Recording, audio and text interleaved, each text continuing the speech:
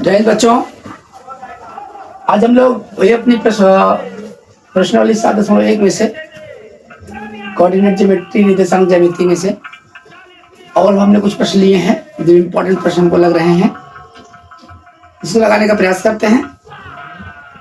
यहाँ पे ध्यान दीजिए कि निम्नलिखित बिंदुओं द्वारा बनने वाले चतुर्भुज का प्रकार, ये जो 4 बिंदु दिए गए हैं, एक बिंदु ये है, एक बिंदु ये, एक बिंदु ये, एक बिंदु है।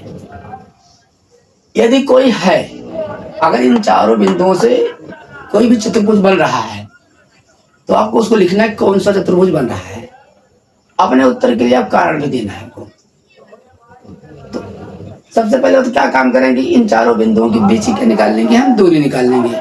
उसके बाद चतुर्भुज के प्रकार में देखेंगे। चतुर्भुज के प्रकार मोस्टली आपको, जैसे आपसे इसमें से कोई आयत बनेगा, या इसमें से कोई वर्ग बनेगा, या इसमें से कोई समांतर चतुर्भुज बनेगा, या सम चतुर्भुज बनेगा। तो आपको उसको डिफिनेशन पता होना चाहिए कि आयत की आमने सामने की भुजा क्या होती है, बराबर होती है। लंबाई लंबाई बराबर, चौड़ाई चौड़ाई के बराबर, और उसके विकर्ण भी क्या होते हैं, बराबर होते हैं। वर्ग में क्या होता है कि वर्ग में चारों भुजाएं आपस में क्या होती हैं, बराबर होती हैं, और विकर्ण भी क्या होते हैं, उसके बराबर होते हैं। समांतर चतुर्भुज में क्या होता है कि आमने सामने की भुजा बराबर होती है, लेकिन उसके विकर्ण आपस में बराबर नहीं होते हैं। ऐसा सेम सम चतुर्भुज में है। सम चतुर्भुज में चारों भुजाएं बराबर होती हैं, लेकिन उसके विकर्ण आपस में बराबर नहीं होते हैं। अगर आपको ये परिभाषा याद रहेगा तो आप चारों बिंदुओं के बीच की दूरी निकाल करके उसमें रिलेट करके देख सकते हैं इसमें से कौन सा चतुर्भुज है ये है। यहाँ पे देखिए, आप सबसे पहले पहला सवाल लेते हैं, इसको लगाने का प्रयास करते हैं। तो यहाँ पे लगाते हैं सब।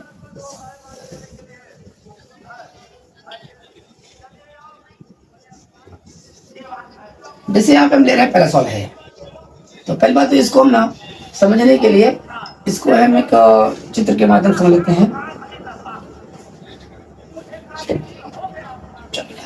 जैसे मान लीजिए चतुर्भुज है, हमको ये पता नहीं कौन सा चतुर्भुज है। यहाँ पे हमने ए ले लिया, यहाँ बी ले लिया, यहाँ पे सी ले लिया, यहाँ पे हमने डी ले लिया।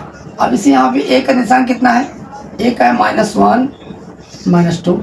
बी के लिए कितना है 1 और 0 है। सी के लिए कितना, क्रम से लिख लेंगे इसको हम। और डी के लिए कितना लिख लेंगे, -3 और 0। अब यहाँ पे हम ए बी निकालेंगे, बी सी निकालेंगे, सी डी निकालेंगे, डी ए निकालेंगे। अब आपको यहाँ ये पता होना चाहिए कि, और यहाँ पे इसके विकर्ण भी क्या करेंगे, हम निकालेंगे।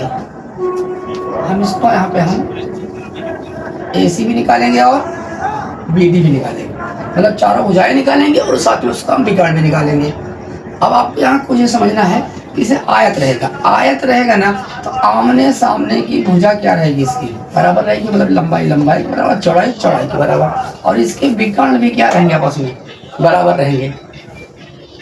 और यदि ये समांतर चतुर्भुज रहेगा तो समांतर चतुर्भुज में क्या होता है कि आमने सामने की भुजा उसमें भी क्या होती है, बराबर होती है, लेकिन उसके विकर्ण आपस में बराबर नहीं होती। ये विकर्ण आपको बराबर नहीं रहेंगे। वर्ग में क्या होता है कि वर्ग में इसकी चारों भुजाएं आपस में क्या होंगी, बराबर होंगी, और उसके विकर्ण भी आपस में क्या होंगे, बराबर होंगे। लेकिन सम चतुर्भुज में क्या होता है, सम चतुर्भुज में चारों भुजाएं तो बराबर रहेंगी, लेकिन उसके विकर्ण आपस में बराबर नहीं होते हैं। तो यहाँ पे हम इसको लगाने का प्रयास करते हैं। सबसे पहले यहाँ पे निकाल लेते हैं हम ए बी।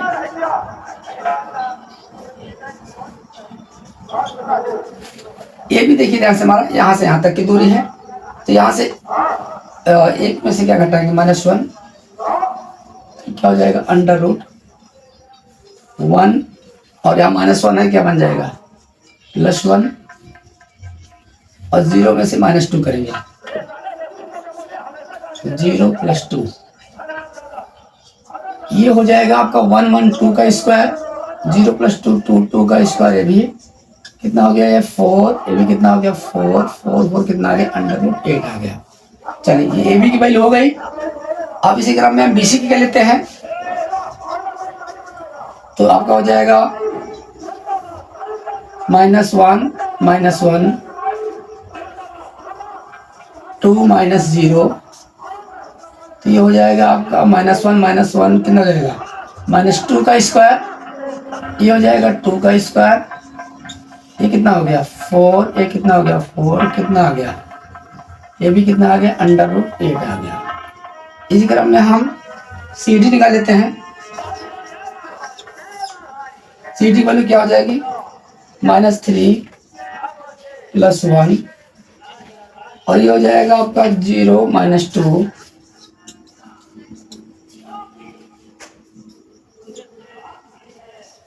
ये हो जाएगा आपका -3 + 1 - 2, ये हो जाएगा -2,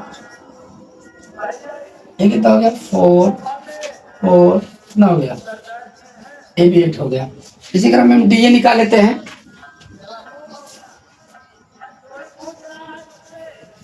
डी ए की वैल्यू क्या हो जाएगी, -3 - 1, तो -3 - 1 क्या बन जाएगा +1, यहाँ से हो जाएगा 0 माइनस है तो क्या हो जाएगा 0 + 2 हो जाएगा। ये कितना आ गया यहाँ पे -2 का स्क्वायर, यहाँ पर कितना आ गया 2 का स्क्वायर, ये हो गया 2 × 2 = 4, और ये हो जाएगा 2 × 2 = 4, ये कितना हो गया √8। आपने यहाँ पे देखा, यहाँ पे हमने ए बी निकाला, बी सी निकाला, सी डी निकाला, डी ए निकाला।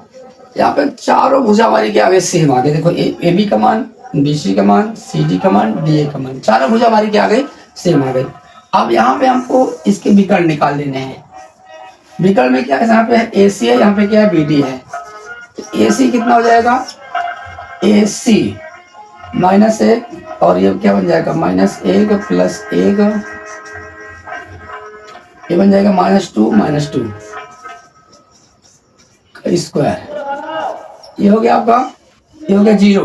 देखो यहाँ माइनस है, यहाँ प्लस है, क्या हो जाएगा 0 का स्क्वायर, ये हो जाएगा -4 का स्क्वायर, 0 का स्क्वायर क्या बन जाएगा 0, 4 का -4 का स्क्वायर क्या बन जाएगा 16, 16 का स्क्वायर रूट कितना होता है 4 होता है।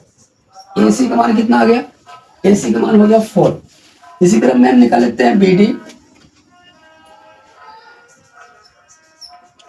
बी डी इधर से यहाँ तक, ये दूसरा विकर्ण, ये पहला विकर्ण हो गया, ये दूसरा विकर्ण हो गया।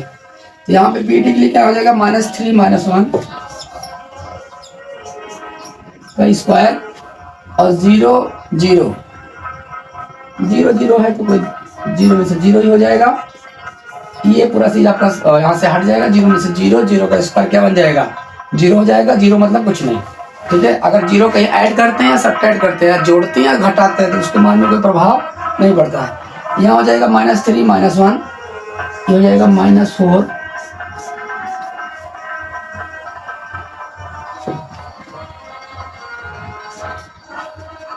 प्लस में 0 ही हो जाएगा। ये कितना हो जाएगा -4 का स्क्वायर 16, प्लस में 0, ये कितना आ जाएगा ये 4 आ जाएगा। तो बी डी की वैल्यू कितना आ गई 4 आ गई। ए सी की वैल्यू 4 है, ठीक है। बाकी सबकी वैल्यू आपस में क्या है सेम है। इधर हमारे देखिए विकर्ण भी हमारे क्या हो गए सेम हो गए। तो यहाँ पे आपको एक चीज़ समझना ही है, यहाँ पे जो हमने सवाल लगा इसमें आप कैसे चीज़ों को समझेंगे। जैसे आपने यहाँ चारों साइड निकाल दिया, चारों भुजा, अब विकर्ण निकाल दिया आपने। यहाँ पे आप एक इसको रिलेट करिए। देखिए यहाँ पे लिखेंगे ए बी बराबर बी सी बराबर सी डी बराबर डी ए, और जो आपके विकर्ण है, विकर्ण में भी आपका बराबर है ए सी बराबर क्या है बी डी के।